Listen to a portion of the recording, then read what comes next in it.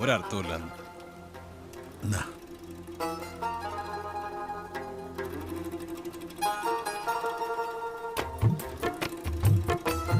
എന്തോ ഒരു വ്യത്യാസം ഉണ്ടല്ലോ. ഏലക്ക കരാമ്പട്ട അല്ല, കരാമ്പട്ടയുടെ അല്ല അല്ലേ? അതിൽ ചേർത്തൊക്കെ പറഞ്ഞുതരാം. പക്ഷെ അതിനെക്കാട്ടിലും വലുത് എൻ്റെ മനസ്സിലെ തോന്നല.